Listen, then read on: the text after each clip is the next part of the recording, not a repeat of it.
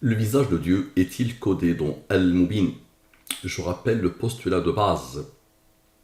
Tout, mais vraiment tout, dans l'univers est codé dans une science nouvelle, la science de la programmation divine que j'ai nommée Al-Mubin. Clair, net et précis, ce que je raconte. Et je me suis déployé pour vous le montrer et vous le démontrer. Mets de côté tous les a priori, tout ce qui te passe par la tête, jette-le à la poubelle et concentre-toi, s'il te plaît, sur au moins 5 productions de Al-Mubin et commence à regarder autrement ces productions, s'il te plaît. Très bien. Donc tout ce qui te passe par la tête pour qualifier ce travail, mets-le à la poubelle et concentre-toi. Je rappelle, Al-Mubin, c'est quoi? Les nombres au premier, ce ne sont pas n'importe quel nombre.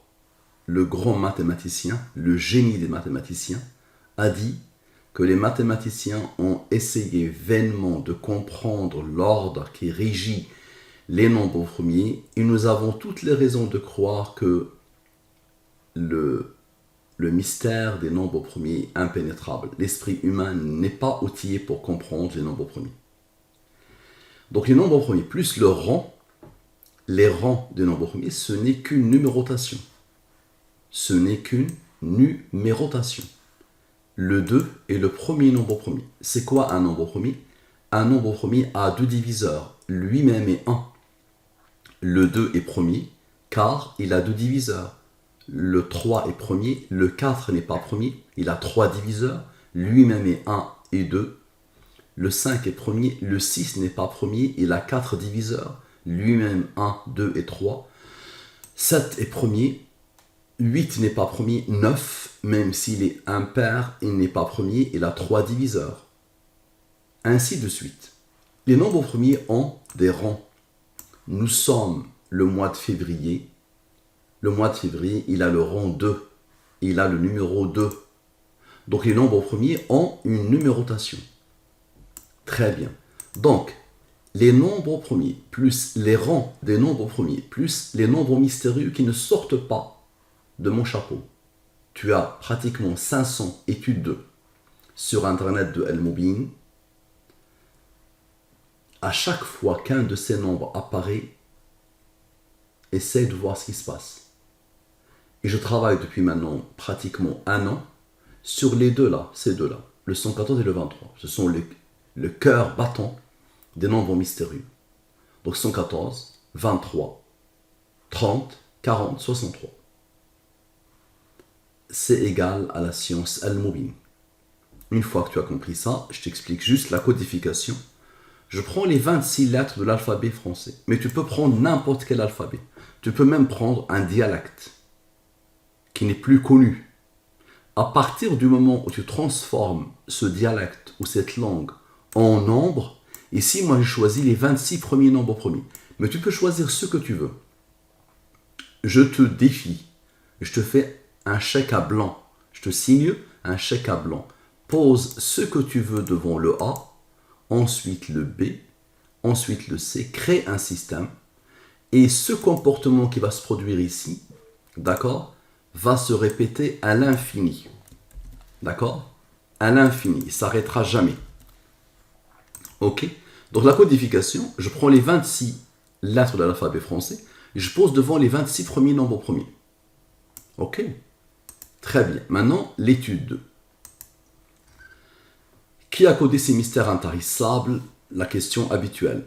Quel est le nombre de pages de livre Le visage de Dieu? Ça veut dire que je pose toujours la question de la même manière. Quel est le nombre de pages de livre? Et je pose le titre du livre. Ce livre, je l'ai lu, je l'ai relu. Dans la langue des premiers, sans et avec les rangs. Donc, dans la langue des premiers, sans les rangs, et nous avons dit que chaque nombre premier a un rang. Le 59 est le 17e nombre premier. Le 17 est le 7e nombre premier. Le 7 est le 4e nombre premier. Donc j'ai 2 totaux. Ok. Application de Al-Mubin sur quel est le nombre de pages du livre Le visage de Dieu. Donc voilà le nombre de pages. 288. D'accord? selon cette édition. Moi, j'ai une autre édition. Mais si tu spécifies l'édition, tu auras le nombre de pages, attention. Parce que tu poses la question à celui qui a codé. Et celui qui a codé connaît la réponse. Donc observe, le total. Ici, je fais quoi? Je divise par le 114 et le 23. Je divise ces deux nombres, ces deux totaux, par le 114 et le 23. Ici, ce sont les restes de la division euclidienne. Et à chaque fois que j'ai un nombre supérieur au 23, je le divise par le 23. Ici, le reste est 7. 7 est premier, là comme rang 4. Et à chaque fois que j'ai un nombre premier, je pose ses rangs. Je pose son rang. Le 58 est supérieur au 23. Normal, c'est cette partie qui est supérieure au 23. Celle-là ne peut pas être supérieure au 23. Très bien, le 18 s'impose deux fois.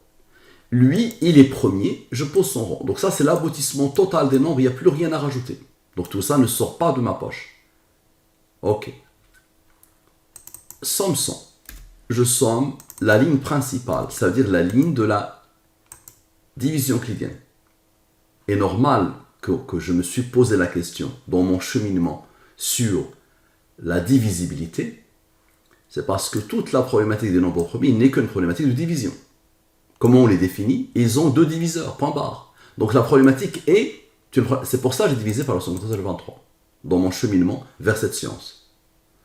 Donc somme de la ligne principale, somme de tout. Là, je somme tout. Ok. Mais tu peux sommer cette partie.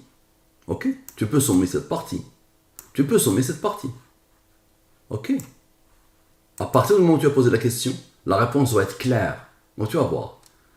53 plus 100 rangs. 69. Tu vois, le nombre au premier est 100 rangs. Égal à 69. 114 moins 69. La même science qui passe par le 114 et le 23. 45. Maintenant, observe. Lui plus lui moins lui égale à le nombre de pages. À la perfection. Je peux continuer ici jusqu'à la fin des temps. Ça veut dire, je peux multiplier lui par lui par lui par lui, et ensuite lui par lui par lui par lui par lui, ok? Et j'aurai ça. À chaque fois, l'aboutissement, en quelques secondes, va être ça. Je te montre une autre. Ici, je fais quoi? Lui moins lui, c'est-à-dire le cœur de la question, c'est-à-dire le nombre, la somme des rangs. Observe. La somme des rangs. Ici, la somme des rangs. Observe bien. Égale à 575, n'est-ce pas? Donc 575, le voilà. Donc la somme des rangs, le cœur de la question. Je pose les totaux, ok? Et je fais la même chose. Somme 100, somme avec. Ok. Qu'est-ce que je remarque? Observe bien. 16 plus 18 plus 12 égale à 46. Et encore une fois, 16 plus 12 plus 18 égale à 46. Et lui moins lui égale à 46. Donc le 46 s'impose. Ok. Donc il reste quoi? Il reste E. Très bien. Donc observe bien. Observe bien. Lui moins 46 égale le nombre de pages. J'ai le 46 3 fois. Donc le nombre de pages 3 fois.